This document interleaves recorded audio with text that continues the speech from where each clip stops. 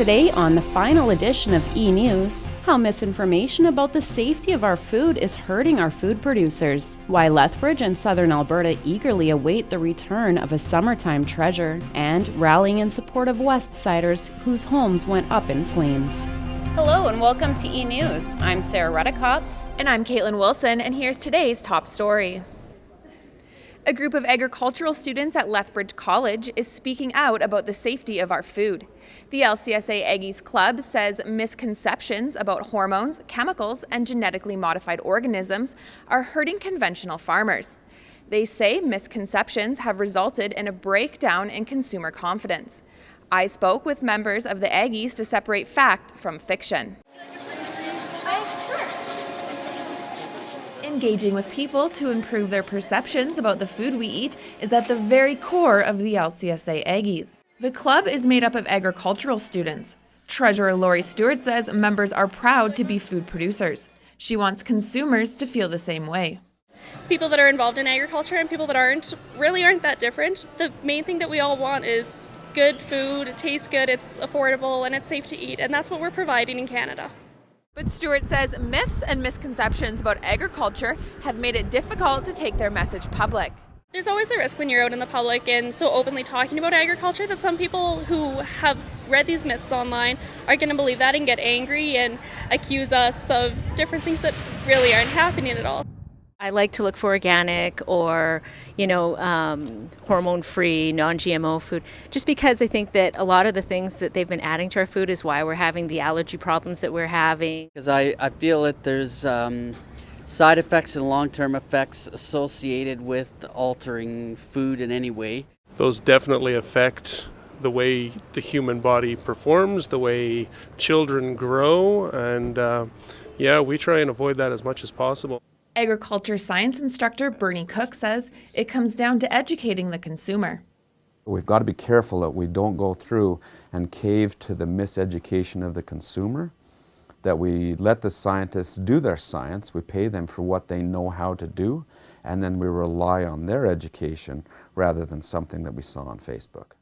For example, Cook says a few people know there's more estrogen in cabbage and microwaved plastic than there is in hormone-treated beef. And the consumer starts to believe, well, organic's the only way we can be, and these others are all full of chemicals and they're unsafe and everything else. There's absolutely none of those conventionally raised products that I wouldn't consume or that I wouldn't have my grandkids consume. The LCS A Eggies are also part of a larger cause known as Egg More Than Ever, which is based out of Saskatchewan and provides resources and a forum for advocates. Henderson Lake Pool will soon be ready to reopen its doors to the people of Lethbridge and southern Alberta. The pool was deemed unusable and closed its doors 2 years ago. Since then, it's been removed and replaced with a series of upgrades. I stopped by to see how the project is advancing. Construction is moving along swimmingly at Henderson Lake Pool. A little over 2 years ago, the city closed the pool for some major work. Project coordinator Ashley Matthews says the pool was in need of attention. Well, the Henderson pool itself was built in 1964, and the basin was starting to fail quite badly, and it was time to replace it. So that's really what initiated the whole project. Was to replace the basin so that people could continue to use an outdoor swimming pool here in Lethbridge. Crews have been hard at work on the project for about the past year. So far, Matthews says the community response has been positive. Soon, more workers will be coming in to ensure completion of the project so the pool is open by this summer. The new pool will come with many new additions. A wet playground is being put in for younger children. A drop slide and diving board will be located on the deep end of the pool. Matthews says the 2 water slides have also got the community's attention.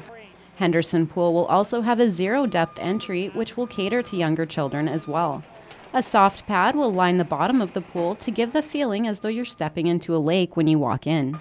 Matthews says upgrades like this walkway and conveniently located change rooms will make the pool more accessible. Senior Project Manager Terry Powick says the weather has cooperated and overall the project has been successful. No, we're excited about the project. When it's done, it's going to look great. It'll be great for the community of Lethbridge, and I hope the whole community likes it when they start swimming. Henderson Lake Pool is on schedule to be turned over to the city in mid-June. It's also on budget at a cost of just over $10 million. The city will put the facility to the test with a soft opening for local schools. By the end of June, it's expected to be open to everyone. In other local news, the community is rallying around those who lost their homes in a fire that took place in the west side community of Sundridge recently. As Tanya Plain Eagle reports, members of the community say they're happy to give their time, money, and necessities to help the families who have suffered a devastating loss. The people of Lethbridge are showing compassion for those who lost everything in a devastating fire that destroyed 3 homes and damaged several others last week. Coming together on a Facebook account called Helping Sundridge Lethbridge, members of the community have been donating items such as clothes, food, and toiletries. Kelsey Hansen started a GoFundMe page. She felt it was the easiest way for everyone to show their support. It's a good thing that we did that because it took off really quickly and it's been really helpful. In less than an hour, we already had $1,000 in donations. Through the support group on Facebook, people have been reaching out and asking where they can drop off necessities. Winmore, a property restoration company, stepped up and opened its office as a place to drop off donations from community members. Receptionist Jill Osmond says because the business is built around helping families, she felt it was the right thing to do. A lot of people pull up in an SUV and they come in and say, I have tons of stuff. Osmond adds fire victims are grateful for the amount of support they have been receiving. They couldn't believe the amount of stuff that people have donated and they were overwhelmed. Osmond says that these families may be able to have new homes built. She says that they do have to wait for insurance companies to determine the next course of action. She says that Winmore would love to be a part of that journey. For eNEWS, I'm Tanya Plain Eagle. You can find the link to the GoFundMe account on the Facebook page Helping Sundridge Lethbridge. Both Winmar and Hansen will be accepting donations until they feel the families have what they need. Coming up after the break, Sarah and Cole show you how one man continues to make an impact with the Lethbridge College Students Association years after graduation. And later, a look at how a lack of off-street parking in many Lethbridge neighborhoods is causing chaos for residents and headaches for realtors. Stay with us. Okay, when I get this reading done, I need to study for math, then time for work. Have a lot on your mind lately? 1 in 100 people are affected by schizophrenia. They know. Give up. Listen to me. Give up. You're an idiot. Hey. They know. Listen to me. You will fail. Hey. You will fail. Listen to me. You're an idiot. You are going to fail. There is help, and there is hope. Youth mental health disorders are second highest among states. One in 2 youth are reported being bullied right now. Discrimination of LGBTQ youth is 20 times higher than heterosexual youth. Youth are not statistics. It's time to break stereotypes and create opportunities for youth in safe environments and change the way we see them. The new generation, our generation.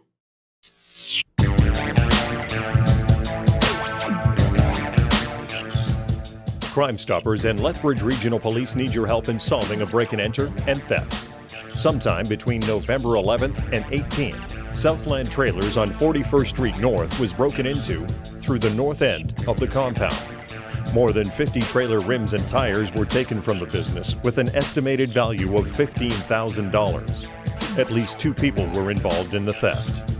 If you have any information on this or any crime, please contact Crime Stoppers by any of these methods.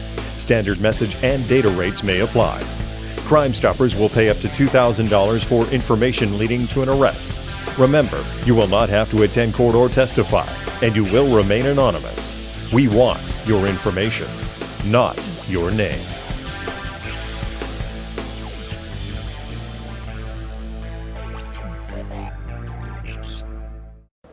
Welcome back.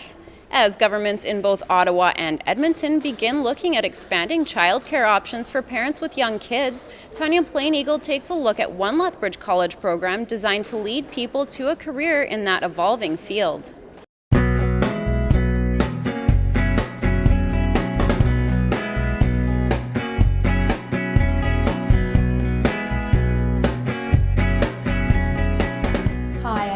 this week's Campus Horizons. I'm Tanya Plain-Eagle. Joined with me today, we have an early childhood education instructor, Anita Cooper. Hi. So do you want to tell me a little bit about the program? Our primary directions for teaching students is looking at working with 0 to 8 years.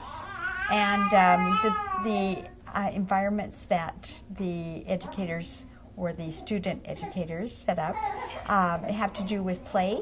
Learning through play is our focus. And we also are based on development, so developmentally appropriate programs for children. And we hopefully have courses in the program that focus on all facets of development, so social development, physical development, mental or intellectual or cognitive development, however you want to look at it. Also creative development and the emotional development. Okay, well that's all the time we have today. Thank you for joining us on Campus Horizons. I'm Tanya Plain-Eagle, and we'll see you next time. You're welcome.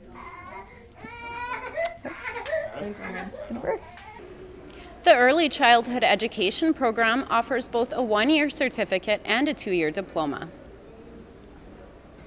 As final exams begin, the Lethbridge College Students Association is putting on events to help reduce stress and improve the student experience. Cole Sweer is standing by with a different perspective on the story. Sarah, with final exams already taking place, I thought it appropriate to introduce you to one student association member who is going out of his way to ensure students end the year feeling good about their time here. It's backwards, flip it around. Oh, she runs the TV! Nice job! Whether it's through laughter or giving away prizes, the Lethbridge College Students Association Events and Communications Coordinator Tanner Marcer puts an emphasis on being a friendly face around campus. But what do students actually know about the man behind the face of the LCSA? Originally from Fernie, he says all students need to know about him is that he's driven to improve the post-secondary student experience. I like to think that I'm very personable and like to talk to as many people as I can. So a lot of people in the hallways recognize me kind of thing, and it just brings a face to the organization. In total, Marcer has spent 6 years with the Students Association, having started as the campus recreation assistant during his time as a student. Over time, Marcer climbed the ladder and now finds himself in charge of communications and LCSA events. Workmate Carrie Tenborg says what you see is what you get with Marcer. And I think that's a huge thing for him, is that he is totally himself, rather than having to put on a work face and go to work. He can be himself here. Although, beyond all the good times at Lethbridge College, Marcer also had to deal with some sensitive issues. Being a recognizable face around campus, he encouraged students to open up and tell him about their college experiences. He said finding a way to juggle both being professional and being a friend proved to be problematic. I have to kind of separate that personal part of it, because I got to tell them what I think professionally they should be doing and what is appropriate for me to advise them to do. So usually if there are major issues, I end up kind of pushing towards counseling, but still trying to be their friend as well. So. Marcer is one of the driving forces behind the Student Association's mental health awareness campaign. One way the association got involved was with its first ever 2-day mental health and wellness fair held in March of this year. So how else does the LCSA encourage student wellness? Marcer says every month the LCSA hosts what it calls Wellness Wednesday, where free food is handed out at breakfast time. Thanks, Cole. Lethbridge homeowners and realtors say narrow streets jammed with vehicles are making some city homes difficult to sell. With more vehicles than there is space, finding a place to park is getting harder. As Jonathan Gignard reports, some people say it's time the city and land developers address this growing problem. If someone pulls up and we can't find parking, it is an objection right before you walk in the front door of the house. Realtor Justin Meyer says it doesn't matter about the quality of the property if there is nowhere to park. A potential buyer will turn away from a house for sale. The house could be beautiful, but if they can't park, and that is, again, important to them, a lot of people do end up just kind of moving on to the next one. Realtors are saying homes with no parking take longer to sell, which is making people in Lethbridge concerned. Homeowner Curtis Feist says he is worried about what this means when he goes to sell his home. Everybody has at least 2 or 3 vehicles, some have more. I know they are trying to jam-pack houses in these new subdivisions, but they need better planning to accommodate the growing population. He's not the only one who is feeling the effects. It was a big thing when we bought the house that I live in now, that there's not a lot of parking because there's a rental suite in the basement and there's only 2 parking spots. So it's kind of difficult if you rent to a couple, and me and my fiance live upstairs, so we have 4 vehicles and 2 spots. Having just like recently sold a home, I know one of the big things was we were looking for a garage and a driveway ourselves, so we wouldn't have to worry about that sort of thing. So definitely, if you're trying to sell a house and there's nowhere to park, I could see people probably moving on to the next place. Meyer says the issue starts with the developers. The developers that own the land try to get every penny they can out of every morsel of land, so the city is kind of at the mercy of the people who have the money to develop the land. Feist didn't realize what he was getting into when he bought his home. My house was one of the first houses built in that area. Pretty hard to predict that someone was going to buy a house beside me just to rent it out and have 4 or 5 guys in there to make the mortgage payment. Meyer says buyers beware is key. So if someone buys a house and there's only 2 houses on the block, they might not be aware of is a condo going in down the street, is a duplex going in where there might be double occupancy next door. Meyer adds it's important for people to do their research before buying a home, whether it's contacting the city or talking to potential neighbors. He says ask the right questions first before you get stuck in a bad situation later. For eNEWS, I'm Jonathan Gignard.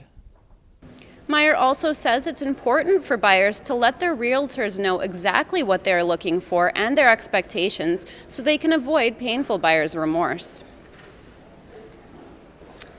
From the streets to the classrooms now, students used scientific principles and a lot of creativity in an entertaining fashion recently.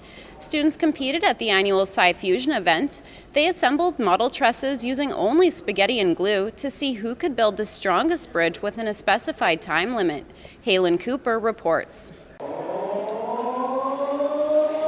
Bridging the gap between learning and fun, Sci-Fusion educated kids on science like Bill Nye.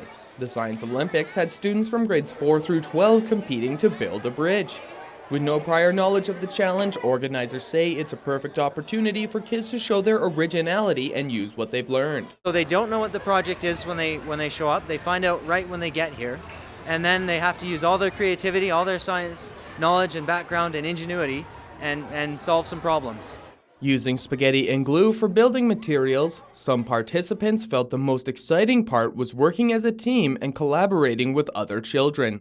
We got to build like the Lethbridge Bridge, and it was like fun because we got to share all of our ideas and like combine all of our supplies together. Snap. Use a pencil. We need a pencil. Wait, where's the pencil where that is? Each team had 1 hour to complete the project, after which the strength would be tested by adding weight until the bridge collapsed. As a 3-year veteran of Sci-Fusion, what the students come up with never ceases to amaze Spencer, and he says the Science Olympics are important. So we get, it always amazes me how you take something, here's the rules, here's your materials, and then the magic that happens from it. According to Spencer, next year's participants can expect the return of an adult team, which, due to lack of funding, couldn't be put together in time. The adult team competes directly with the children to see who reigns supreme.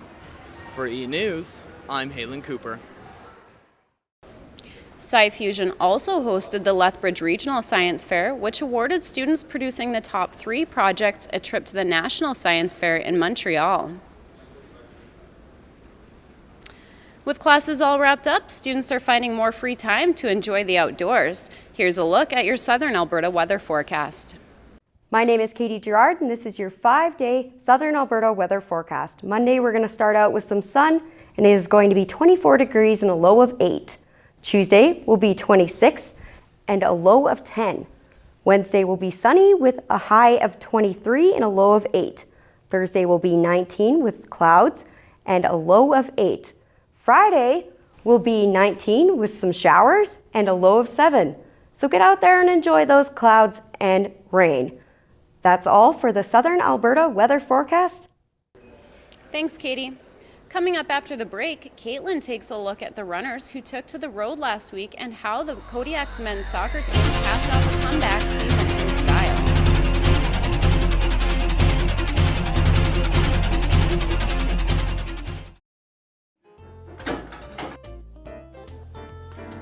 Hey man, how's classes been? Pretty rough, man. I've been feeling really depressed lately. Oh. Well, I gotta run though, so I'll see you later. You ready? Yeah.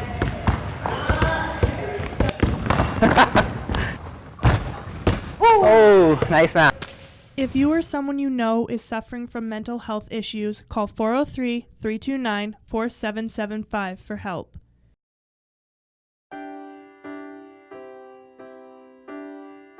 Is your life lonely?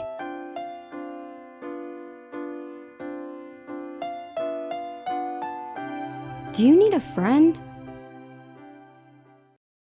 Adopt a dog today. Your life will never be lonely again. Your life will be filled with fun adventures with your loyal companion. For more information about adopting, go to windycityrescue.com.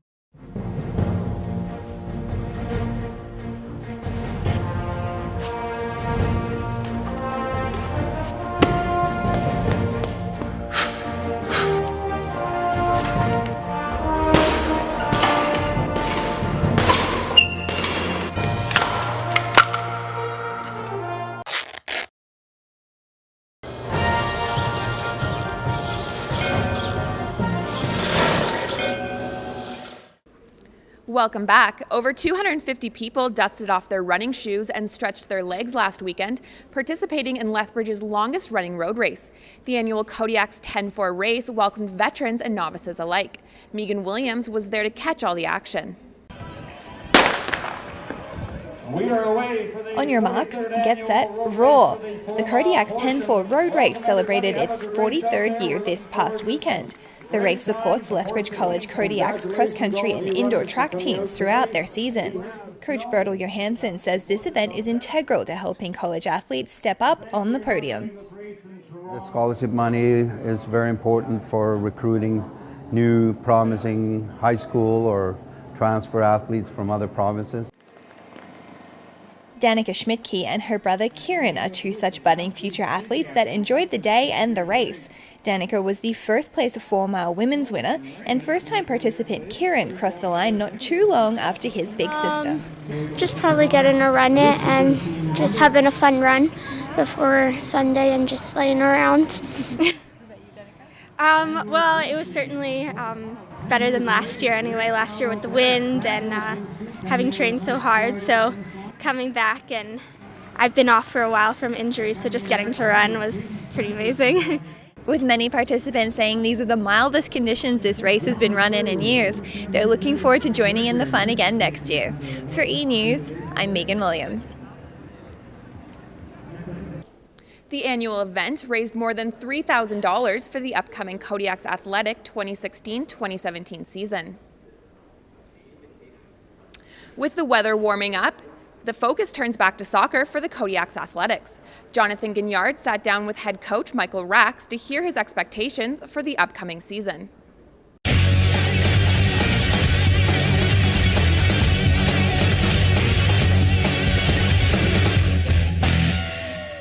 Welcome to the Kodiak Report. I'm Jonathan Gignard, and I'm here with head coach of the soccer teams, Michael Rax. What were some of the challenges you faced last year? Some of the challenges with coaching both teams this year was that I couldn't spend as much time one-on-one with the players that I had. Having to deal with a lot of how we played and the team shape, it didn't leave me as much time as I would have liked to spend time one-on-one with the players to get to know them better. What did you see from both teams last year that you'd like to see carry over into the new season? I think the winning mentality that we created last year is something that we want to carry over into next season. We've got players now in our system that are striving to win, and they're pushing themselves harder in practice so that they can reach that level in competition. And what are some of the expectations you have for both teams next year? I think both teams are going to look different. We had a lot of fifth-year players, and we've got a lot of turnover. So I think that expectations, though, are that we're making playoffs for both teams next year. Well, that's all the time we have for this week's edition of Kodiak Report. We'll see you next time. The season starts in mid-September of the fall semester. Lethbridge College and Kodiak's athletes gathered to honor the best of the past year. One of those to be honored was the men's soccer team, nominated for 4 team awards after making an exciting run to the ACAC finals in the fall. Aaron Haugen went to the ceremonies Monday night to see how they made out. And the winner is men's soccer. Congratulations. There was much to celebrate for the Kodiak's men's soccer team this year. After a 2014 season in which they finished last in the ACAC South, the team jumped to first this year and made it all the way to the title game in the playoffs. The team was nominated for 4 awards, including Best Comeback, Best Upset, Outstanding Team, and Best Championship Performance, which it won. CCAA Player of the Year and nominee for Male Athlete of the Year, Nico Pasquati, attributes his and the team's success to his teammates and coaches. Feels great, you know. I mean, you couldn't do anything without the team and the coaching staff. Coaching staff really helped us out, getting us prepared for all the games, road trips, practices, and that really was a positive part of our success. Going into the playoffs with an 8-1-1 record, many on the team felt that they were viewed as a long shot against the Nate Ooks, despite having the same record. We came out and beat them 4-1, which is a big win for us. But all the boys contributed and everyone came back and we had a good season. Didnt added that while the loss to the Huskies in the finals for a chance to play in nationals was disappointing, it doesn't take away from the accomplishments the team made in 2015. For eNEWS, I'm Aaron Haugen. Pasquati won the Male Student Athlete of the Year award, while cross-country and track runner Rachel McKenzie claimed the women's honor. The men's volleyball team won both the Best Comeback and Upset award for their defeat of nationally ranked Red Deer College, while the men's and women's cross-country teams won the Outstanding Team of the Year. As the summer approaches, many will start to look for a good book to read while out camping or relaxing in the sun. Here's Sadie Atwood with a brutally honest look at 5 books she didn't read, including those her college instructors may find disturbing. When I walk into a bookstore, I am hit with a sudden urge to become an ultra book nerd / poet / oh wise one. I buy them, but I don't read them. So here are the top 5 books I didn't read. Number 5, The Complete Short Stories of Ernest Hemingway. I like to think I'm the world's greatest poet, but when I'm at a restaurant, I can barely speak proper English. Can I do the Turkey Club? Because obviously I want to do the Turkey Club. Smooth Sadie, real smooth. Number 4, The Lonely Planet's Discover Europe. Sorry, you are forever lonely in a storage box somewhere. Number 3, The Memorable Grad Gift, Touch Points for Graduates. That would have been great if the title read, Touch Points to not get pink eye on graduation day. Oh yeah, that happened. Number 2, The Game of Thrones, The Iron Throne. I thought people would think I was really cool. Then a guy told me relationships aren't built on discussing Game of Thrones. Maybe that's why he stood me up the next day. And finally, number 1, The CP Style Book, but don't tell my instructor. That's the top 5 books I didn't read. Thanks, Sadie. Well, Sarah, it's our last show of the year. We're graduating in a week. Any exciting plans for the summer? Actually, yes. I start my practicum with CTV here in Lethbridge next month, so I'm pretty excited about that. How about you? That's exciting. I start mine with Global Lethbridge on Monday. Really looking forward to that. Are you traveling at all this summer? Yeah, I'll probably get out to the lake and do some wakeboarding. How about you? Hopefully the same thing. Well, that's all the time we have for today. I'm Caitlin Wilson. And I'm Sarah Rudikoff. And from all of us here at eNEWS, have a great summer.